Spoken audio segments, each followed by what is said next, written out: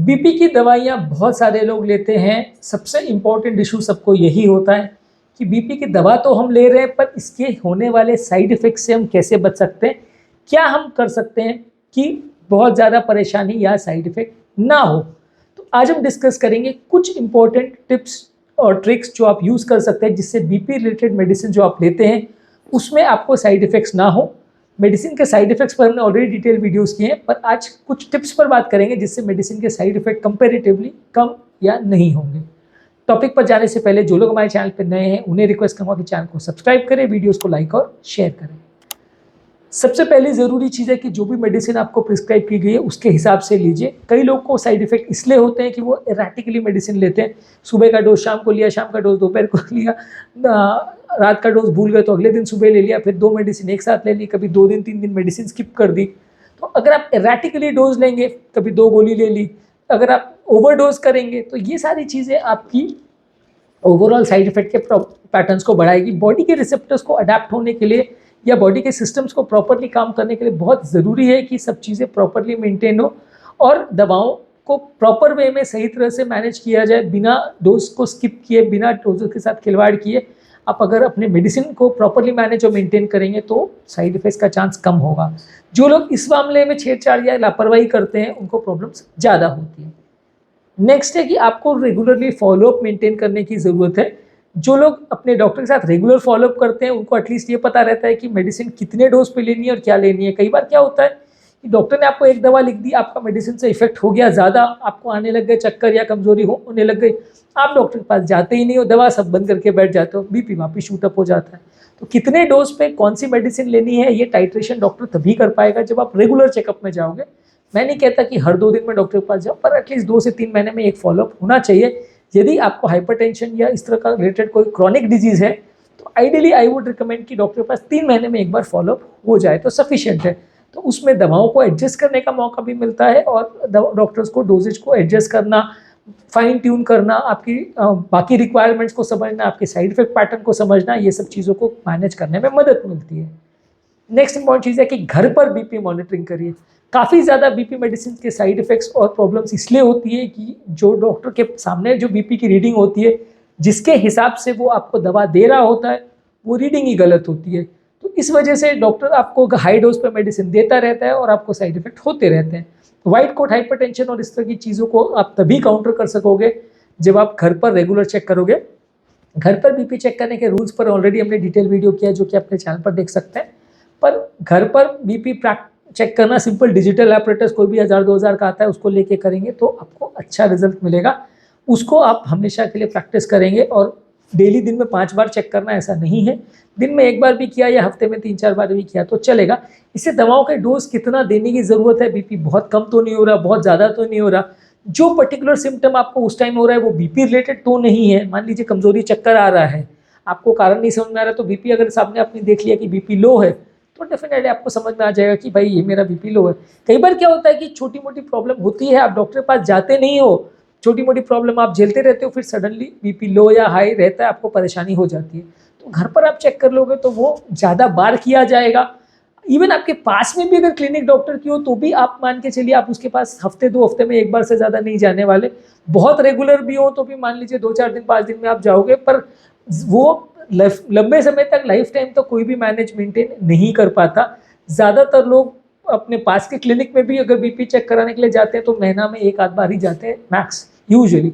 बहुत कम ही लोग होंगे जो हफ्ते में या 2-4 दिन में 1 बार जा रहे होंगे। तो वैसे केस में आपका बीपी मॉनिटरिंग बहुत इनफ्रीक्वेंट हो जाता है और उसमें गलती होने का या प्रॉब्लम्स होने का चांस ज़्यादा होता है। घर पर डिवाइस रहेगा तो ज़्यादा चांसेस है कि आप उसको प्रॉपरली करेंगे और सही समय पर करेंगे जब आपको चेक करने की एक्चुअल में ज़रूरत है। नेक्स्ट है कि प्रॉपर लाइफस्टाइल मॉडिफिकेशन रखिए। यदि आप प्रॉपर बैलेंस डाइट रखते हैं, प्रॉपर खाना खाते हैं, प्रॉपर नींद रखते हैं, एक्सरसाइज रेगुलर करते हैं, स्ट्रेस कम करते हैं, योगा मेडिटेशन करते हैं, साइड इफ़ेक्ट्स का प्रॉपर ध्यान रखते हैं, तो डेफिनेटली आपको साइड इफ़ेक्ट्स कम होंगे। जिन लोग की अनहेल्दी लाइफस्टाइल होती है, जो लोग लाइफस्टाइल मॉडिफिकेशन फॉलो नहीं कर पाते, उनको ज़्यादा तकलीफ होती है। इसके अलावा कोई भी व्यसन नहीं होना चाहिए। स्मोकिंग, ड्रिंकिंग, टोबैको, ये सारी चीज़ों को पूरी तरह से बंद करना आवश्यक है। यदि आप इन चीज़ों में पड़े रहेंगे तो आपको हमेशा प्रॉब्लम होती रहेगी। तो यदि आपको नॉर्मल और अच्छी लाइफस्टाइल चाहिए, विदाउट साइड इफ़ेक्ट्स मेडिसिन लेना है, तो व्यसन नहीं होना चाहिए। इसके अलावा हाइड्रेशन प्रॉपर मेंटेन करिए, डिहाइड्रेशन प्रॉपर नहीं होना चाहिए, तो इसलिए आपको बीच बीच में पानी हमेशा लेते रहना है। मेडिसिन भी है जो आप ले रहे हो वो ज़्यादा पानी के साथ लीजिए, अनलेस आपको हार्ट का प्रॉब्लम अगर कुछ है। पर पानी अगर आप ज़्यादा पिएंगे, हाइड्रेशन प्रॉपर मेंटेन करेंगे, तो दवाओं रिलेटेड साइड इफेक्ट्स थोड़े कंपैरेटिवली कम होंगे। इसके अलावा किसी पर्टिकुलर दवा में अगर कोई इंट्रैक्शन है तो उसको आपको अवॉइड करना है। अगर कोई पर्टिकुलर दवा का खाने से इंट्रैक्शन है तो वो खाना उसके साथ नहीं खाना है। किसी पर्टिकुलर दो दवाओं का आपस में इंट्रैक्शन है तो दोनों दवाओं को साथ में नहीं लेना है। तो ये सारी चीज़ें एक बार डिस्कस कर लें या ऑनलाइन भी एक बार एनालिसिस कर लें तो अच्छा है, क्योंकि कई बार प्रॉब्लम्स क्या होती है कि रैंडमली आप या तो कोई खाद्य पदार्थ या कोई दवाई या कोई लाइफस्टाइल चेंज आप सडनली कर लेते हो और वो आपकी दवा से रिएक्शन कर जाती है, जिस वजह से आपको साइड इफेक्ट हो जाता है। तो कोई भी इंट्रैक्शन अगर आप कर रहे हो या कोई भी और मेडिसिन ले रहे हो, चाहे वो हर्बल मेडिसिन हो या कोई और पैथिक मेडिसिन भी हो, तो भी एक बार डॉक्टर के साथ डिस्कस कर लेंगे तो ज़्यादा अच्छा है। और जहाँ तक पॉसिबल है ये इस तरह के प्रोडक्ट्स और इस तरह की चीज़ों को ज़्यादा अवॉइड करिए जिसमें आपस में रिएक्शन या इंट्रैक्शन होने का चांस है। इसके अलावा कोई पर्टिकुलर मेडिसिन के लिए अगर आपको कोई स्पेसिफिक इंस्ट्रक्शन दिए गए हैं कि खाने के पहले खाना है, खाने के बाद खाना है, इसके साथ खाना है, इसके साथ नहीं खाना है, ये ध्यान रखना है, ये ध्यान नहीं रखना है, या दवाओं से रिलेटेड साइड इफेक्ट का कोई पैटर्न भी हो तो उस पर प्रॉपर ध्यान देना ज़रूरी है। जो स्पेसिफिक इंस्ट्रक्शंस आपके दवाओं के पर्चों पर लिखे हैं या डॉक्टर ने आपको बताए हैं उसका साइड इफेक्ट्स का ध्यान रखना ज़रूरी है। कौन कौन से कॉमन साइड इफेक्ट्स हैं आपकी दवाओं के उसका भी ध्यान रखना ज़रूरी है। कई बार क्या होता है कि हमको साइड इफेक्ट्स का पता ही नहीं रहता कि इस पर्टिकुलर दवा से खांसी हो सकती है, किससे लूज मोशन हो सकता है, किससे पाँव में सूजन हो सकती है, किससे चक्कर आ सकती है, किससे बेहोशी हो सकती है। Common side effect BP medicine के क्या होते हैं उस पर भी हमने वीडियो किया है, पर एटलीस्ट आपको बेसिक आइडिया होना चाहिए ताकि आप डॉक्टर को बता सको कि मेरे को ये तकलीफ हो रही है। कई बार आपको पता ही नहीं होता कि ये प्रॉब्लम दवा की वजह से हो रही है और आप साइड इफेक्ट लेके बैठे रहते हो और फिर महीनों सालों बाद पेशेंट हमारे पास आते हैं कि सर ये मेरे को 2 साल से पाँव में सूजन हो रही, पता नहीं क्यों चल रहा है। फिर बाद को पता चलता है अरे यार ये दवा के साइड इफेक्ट से चल रहा है, बंद करता है, 10 दिन में ठीक हो जाता है। तो आपको जब तक खुद नहीं पता चलेगा तब तक आप डॉक्टर को कैसे बताओगे, और जब तक डॉक्टर को नहीं बताओगे तब तक वो प्रॉब्लम सॉर्ट आउट कैसे होगी। इसलिए फॉलोअप भी करना ज़रूरी है और खुद के लिए भी इन्फॉर्मेशन जानना या समझना ज़रूरी है। इसके अलावा जो भी साइड इफेक्ट्स अगर आपको मेडिसिन रिलेटेड लगते हैं, आपको पता है, तो उसको अपने डॉक्टर के साथ डिस्कस करिए ताकि वो प्रॉब्लम बढ़ने से पहले आपका दवा का डोज वगैरह जो भी चेंज करना हो वो किया जा सके। मान लीजिए चक्कर हो रहा है, कमज़ोरी हो रही है, खांसी हो रही है, स्वेलिंग हो रही है, यूरिन कम हो रहा है, या आपको हृदय गति कम हो रही है, अस्थमा बढ़ रहा है, सेक्सुअल प्रॉब्लम्स हो रही है, कुछ भी जो common medicine related side effects हैं, अगर ऐसा कुछ भी आपको देखने में मिल रहा है तो अर्ली स्टेजेस में डॉक्टर को रिपोर्ट कर दीजिए। अगर डॉक्टर को लगता है कि फिर भी मेडिसिन कंटिन्यू करनी है तो करेगा, अगर उसको लगता है कि दवा चेंज करने की ज़रूरत है तो कर देगा। तो आपको एटलीस्ट बीमारी का बहुत एडवांस स्टेज में या बहुत ज़्यादा सिस्टम को कोई डैमेज नहीं होगा, जल्दी डिटेक्ट हो जाएगा, तो मैनेज करना ज़्यादा ईजी रहेगा। नेक्स्ट है जो भी डोज एडजस्टमेंट करें वो ग्रेजुअली करें। कई बार डॉक्टर्स भी ऐसा करते हैं कि हर 2-3 दिन में डोज बढ़ाते जाते हैं, पेशेंट भी ऐसा करते हैं कि 2 दिन में दवा लिया फिर 1 दिन में डबल डोज ले लिया। तो इसमें क्या है, बॉडी का किसी दिन लेवल बहुत हाई हो जाता है, किसी दिन लेवल दवा का बहुत कम हो जाता है, बीपी किसी दिन बहुत हाई हो जाता है, किसी दिन बहुत लो हो जाता है। ये सडन फ्लक्चुएशंस जब आपके प्रेशर्स में होंगे तो आपको साइड इफेक्ट ज़्यादा होगा। तो दवाओं के डोजेस को थोड़ा ग्रेजुअली एडजस्ट कीजिए। आधा टैबलेट अगर बढ़ा भी रहे हो तो 15 दिन से 1 महीना बॉडी को टाइम दीजिए। जब बॉडी उस डोज के लिए एडजस्टेड हो जाए फिर सेकेंड टैबलेट पर जाइए या फिर डोज बढ़ाइए, तो बॉडी को भी थोड़ा टाइम मिलेगा, साइड इफेक्ट्स थोड़े कम होंगे। इसके अलावा जो भी मेडिसिन आप ले रहे हैं उसमें प्रॉपर रेगुलरली आप फॉलोअप अगर करते रहोगे तो डॉक्टर के साथ डिस्कस करिए कि ये जो मेडिसिन चल रही है वो ठीक है कि नहीं, इसको चेंज करने की ज़रूरत तो नहीं है, इसमें मेरे को साइड इफेक्ट्स हो रहा है तो इसको रिव्यू एक बार देख लीजिए कि अभी और आगे कंटिन्यू करना है कि नहीं, आगे कितने टाइम तक चलेगी। ये कई बार डॉक्टर्स को इरिटेट नहीं लगता कि पेशेंट बहुत सवाल पूछता है, लेकिन पेशेंट के पॉइंट ऑफ व्यू ये अच्छा है कि पेशेंट अगर हर चीज़ों के बारे में जानकारी रखता है और पूछता है तो उसको प्रॉब्लम्स होने का चांस कम होगा और उसकी लाइफ खुद से अच्छी होगी, साइड इफेक्ट्स या इस तरह के प्रॉब्लम्स उसको थोड़े कम होंगे। कोई भी बीपी रेजिमेन या कोई भी दवा का रेजिमेन ऐसा नहीं होता जो एक डोज सबको सूट करेगा। हर व्यक्ति की डोज की रिक्वायरमेंट सब कुछ अलग अलग होती है और एक पर्टिकुलर व्यक्ति की भी अलग अलग टाइम पर रिक्वायरमेंट्स अलग अलग हो सकती हैं। तो इसलिए इसको इंडिविजुअलाइज थेरेपी अगर आपको मिले तो ज़्यादा अच्छा है। ऑनलाइन देख के या किसी से फ़ोन पे बात करके आपने दवा ले ली और उससे बीपी कंट्रोल हो गया तो वो अच्छा नहीं है। आप आपकी रिक्वायरमेंट्स को डॉक्टर के साथ डिस्कस करके प्लान आउट करके फिर दवा अगर लेते हैं तो वो आपकी नीड्स को ज़्यादा सूट करेगा और आपको ज़्यादा अच्छा रिजल्ट मिलेगा। नेक्स्ट है कि दवाओं को चेंज करने में या साइड इफेक्ट्स के रिगार्ड्स में थोड़ा पेशेंस भी रखिए।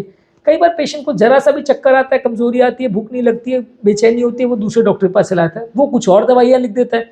फिर कोई साइड इफेक्ट मिलती है तो तीसरे डॉक्टर के पास चला जाता है। ये डॉक्टर शॉपिंग जो लोग करते हैं उनको ज़्यादा प्रॉब्लम आती है। अगर आपके डॉक्टर के को आपने दवा लिखी है, उसमें आप उसी के साथ डिस्कस करिए कि आपको ये प्रॉब्लम हो रही है। अगर उसको लगता है कि दवाओं में चेंज की ज़रूरत है तो करेगा। अगर 2-4 बार 5 बार के बाद भी कोई चीज़ मैनेज नहीं हो रही है तो डॉक्टर चेंज करिए या दूसरा कुछ ऑप्शन का सोचिए। लेकिन अगर हर फ्रीक्वेंटली आप दवाओं को चेंज करते रहेंगे या डॉक्टर को चेंज करते रहेंगे तो फिर आपको प्रॉब्लम ज़्यादा होगी। इसके अलावा जो भी प्रॉब्लम अगर है वो आपके डॉक्टर के साथ डिस्कस करिए।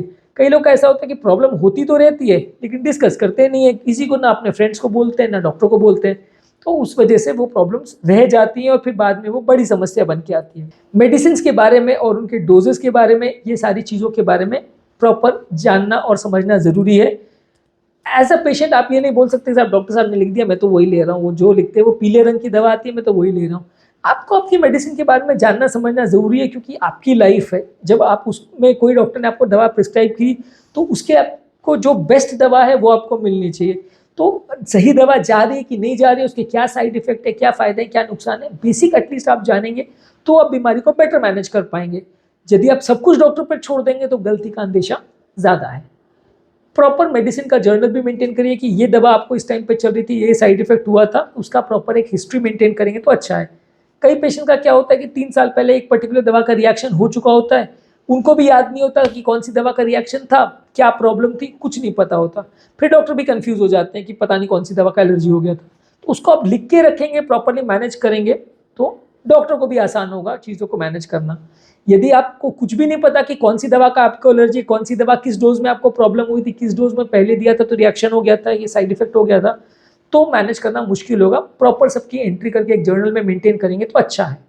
जो भी दवाएं हैं या जो भी दवाओं के इंटरेक्शंस हैं या जो भी चीज़ों के बारे में आपको पता है उसको एक डायरी में या अपने मोबाइल फ़ोन में या कहीं पे भी नोट्स बना के रख लें, तो ये आपकी मदद करेगा कि आपको बीमारी मैनेज करने में थोड़ा ईजी रहेगा, दवाओं को मैनेज करने में और डॉक्टर को गाइड करने में ईजी रहेगा। अब अगला चीज़ लोग बोलेंगे कि यार अगर हर चीज़ के लिए हमको ही डॉक्टर को गाइड करना है तो फिर डॉक्टर किस काम के। डॉक्टर्स यूजली हर चीज़ को इंडिविजुअलाइज इतना अच्छे से नहीं कर पाते क्योंकि बहुत सारे पेशेंट देख रहे होते हैं। आप आपकी रिक्वायरमेंट्स और आपकी प्रॉब्लम्स अगर बताओगे तो डॉक्टर के लिए भी आपके लिए मेडिसिन को टेलर करना या एडजस्ट करना ज़्यादा ईजी होगा। आप रैंडमली कुछ भी नहीं बताओगे डॉक्टर को और कोई भी प्रॉब्लम हो रहा है या कोई भी इश्यूज़ हो रहे हैं वो आप डिस्कस नहीं करोगे तो डॉक्टर्स भी रैंडमली मेडिसिन लिखेंगे और फिर उसमें आपको प्रॉब्लम्स ज़्यादा होंगी। इसके अलावा एक और चीज़ ज़रूरी है कि ज़्यादातर अपनी प्रेस्क्रिप्शन वगैरह जो है भी उसको एक प्रॉपर एक पन्ने पर सारा लिख लीजिए। मल्टीपल डॉक्टर से अलग अलग दवाइयाँ लेने में बहुत साइड इफेक्ट्स का चांस रहता है। मल्टीपल डॉक्टर्स के प्रेस्क्रिप्शन मल्टीपल जगह पे आप लिखते हो, फिर 4 दवा इससे ले आते हो, 4 दवा उससे ले आते हो तो कन्फ्यूजन होता है। सेम चीज़ फार्मेसी में भी अप्लाई करता है कि ज़्यादातर कोशिश कीजिए सारी दवा एक ही जगह से लीजिए। तो उसमें क्या है कि डबल डबल रिपीट्स नहीं होंगी और एक ही मॉलिक्यूल के 50 ब्रांड्स हो सकते हैं, तो एक ही मॉलिक्यूल 50 ब्रांड्स के नाम से नहीं जा रहा होगा, नहीं तो पता चला सेम मॉलिक्यूल के 4-4 बार डोज चला गया अलग अलग नाम से तो आपको साइड इफेक्ट हो गया। तो उसका थोड़ा प्रॉपर ध्यान रखिए। इसके अलावा हर एक दवा का प्रॉपर टाइमिंग का प्रॉपर ध्यान रखिए, किस टाइम पे आपको लेना है, किस टाइम पे मैनेज करना है, उसका प्रॉपर ध्यान रखिए। रेगुलरली डॉक्टर के पास जा रहे हो तो रेगुलर हेल्थ चेकअप्स के अलावा रेगुलर ब्लड चेकअप भी कराइए कि यूरिया क्रिएटिनिन का वैल्यू यानी किडनी का फंक्शन, बॉडी के इलेक्ट्रोलाइट्स, बॉडी का ब्लड काउंट्स ये सब कैसे हैं ये रेगुलर चेक कराते रहिए। शुगर वैल्यूज़, बॉडी का वेट, सब चीज़ रेगुलर चेक कराइए एटलीस्ट 2 से 3 महीने में, तो एटलीस्ट कोई दवा का साइड इफेक्ट हो रहा है तो जल्दी आप डिटेक्ट कर सकते हो। इसके अलावा अगर आपको कोई हर्बल मेडिसिन अगर चल रही है तो ये मत मान के चलिए कि हर्बल मेडिसिन चल रही है तो वो सब सही चल रही होगी। कई बार उनके भी रिएक्शन, इंटरेक्शन, साइड इफेक्ट्स सब हो सकते हैं। तो जो भी मेडिसिन आप ले रहे हो भले हर्बल भी हो उसके बारे में भी डिस्कस करके और जहाँ तक पॉसिबल हो मल्टीपल पैथीज की मेडिसिन अवॉइड करेंगे तो ज़्यादा अच्छा है। लोग हमें पूछते हैं, कई बार हम अलाउ कर देते हैं लेकिन कई बार हमें भी नहीं पता होता कि कोई पर्टिकुलर और पैथी की कोई और मेडिसिन में क्या इंट्रैक्शन हो सकता है, तो वो कई बार गड़बड़ का सोर्स बनता है। इसलिए जहाँ तक पॉसिबल हो एक पर्टिकुलर पैथी की ही मेडिसिन ले तो ज़्यादा अच्छा है, और जिस मेडिसिन के बारे में ज़्यादा इन्फॉर्मेशन हो उसको ही ले तो ज़्यादा अच्छा है। रैंडमली कुछ भी आप ट्राई करते रहोगे तो उसके रिजल्ट अच्छे नहीं मिलेंगे। नेक्स्ट है कि ओवर द काउंटर मेडिसिन मत लीजिए, उसमें भी कई बार प्रॉब्लम होता है। जो भी मेडिसिन आप ले डॉक्टर के साथ डिस्कस करके ले तो ज़्यादा अच्छा है। कई बार आप दुकान में जाते हो, सब खांसी की दवा दे देना, जुकाम की दवा दे देना, सर्दी की दे देना, तो इस हिसाब से आप रैंडमली कोई भी दवा ले आते हैं, उसको यूज़ करते हैं तो साइड इफेक्ट ज़्यादा होता है। चक्कर आ रहे हैं तो उसका दवा दे देना, सर दर्द हो रहा है तो उसका दे देना, तो उसमें आप भले डॉक्टर की फीस बचाने की कोशिश करते हो कि फीस कौन देगा डॉक्टर की, लेकिन उसके चक्कर में आपको दवाओं का इंट्रैक्शन या साइड इफेक्ट्स का प्रॉब्लम ज़्यादा होता है। तो बेटर है कि जो भी नई दवा अगर लेना भी है या कोई एक्स्ट्रा प्रॉब्लम भी है तो भी डॉक्टर के साथ मिलकर डिस्कस करके उसको फिर अगर प्लान करें तो ज़्यादा अच्छा है। जहाँ तक पॉसिबल है बहुत ज़्यादा पेन किलर्स वगैरह अवॉइड करिए, इससे आपके हार्ट और किडनी पर साइड इफेक्ट हो सकता है। ब्लड प्रेशर पेशेंट्स के लिए बड़ा इशू हो सकता है। नेक्स्ट है कि जो भी मेडिसिन आप ले रहे हैं उसका प्रॉपर टॉलरेंस देखिए कि आपको दवा सूट हो रही है कि नहीं। कोई भी दवा में ज़रूरी नहीं है कि जो भी साइड इफेक्ट होगा पहले 10 दिन में होगा, कई बार महीनों सालों बाद भी हो सकता है। तो जो भी दवा ले रहे हो उसका टॉलरेंस असेस करिए कि आप प्रॉपरली दवा जो ले रहे हो वो सही मात्रा में जा रहा है कि नहीं और उसकी बॉडी में आपको वो सूट हो रहा है कि नहीं। इसके अलावा रिलैक्सेशन टेक्निक्स प्रैक्टिस करिए, योगा, मेडिटेशन, स्ट्रेस रिडक्शन करिए, हेल्दी लाइफस्टाइल रखिए। इससे भी कई बार साइड इफेक्ट्स ज़्यादातर कम हो जाते हैं। और जो भी चीज़ आपके बीमारी से रिलेटेड लेटेस्ट नई कोई टेक्नोलॉजी या चीज़ आती है उसके बारे में इंफॉर्मेशन रखना ज़रूरी है। चाहे वो बीपी का प्रॉब्लम हो, शुगर का प्रॉब्लम हो, कोलेस्ट्रॉल का हो, हार्ट अटैक का हो, कुछ भी हो, उसके बारे में खुद को इन्फॉर्म करना ज़रूरी है। तभी आप डॉक्टर के साथ भी डिस्कस कर सकोगे और लेटेस्ट चीज़ों का फ़ायदा ले सकोगे। लेटेस्ट और बेस्ट चीज़ों का, लेटेस्ट हो वो हमेशा बेस्ट हो ऐसा ज़रूरी नहीं है, पर बेस्ट चीज़ों का फ़ायदा लेने के लिए आपको खुद उसके बारे में इंफॉर्मेशन रखना और उसको समझना ज़रूरी है, तभी आप बीमारी को बेटर मैनेज कर सकते हैं। आज के टॉपिक में हमने डिस्कस किया बीपी की मेडिसिन के साइड इफेक्ट से बचने के लिए हम क्या क्या चीज़ें कर सकते हैं। काफ़ी पॉइंट्स इसमें जनरल नॉन स्पेसिफिक भी थे, लेकिन इनको आप फॉलो करेंगे तो डेफिनेटली आपको फ़ायदा होगा। टॉपिक एंड करने से पहले जो लोग हमारे चैनल पर नए हैं उन्हें रिक्वेस्ट करूँगा कि चैनल को सब्सक्राइब करें, वीडियोज़ को लाइक और शेयर करें। जो लोग हमारे चैनल पर हार्ट और बीपी रिलेटेड टॉपिक्स देखना चाहते हैं तो उनके लिए हाइपरटेंशन का पूरा प्लेलिस्ट है हमारे चैनल पे। ड्रग्स या मेडिसिन का भी जो प्लेलिस्ट है उसमें भी मेडिसिन के साइड इफेक्ट्स पर हमने काफ़ी डिस्कशन किया है, तो उसको आप कॉमनली देखेंगे तो आपको बीमारी के बारे में पता चलेगा, मेडिसिन के बारे में पता चलेगा और उनको मेडिसिन को मैनेज करने का तरीका आएगा। हाइपरटेंशन की मेडिसिन के कॉमन साइड इफेक्ट्स पर भी हमने वीडियो किया है, स्पेसिफिक मेडिसिन के कौन से साइड इफेक्ट्स होते हैं उस पर भी वीडियो किया है, उसे भी आप डेफिनेटली चेकआउट करिए। लिंक मैं डिस्क्रिप्शन बॉक्स और कमेंट सेक्शन में छोड़ दे रहा हूँ। Thank you.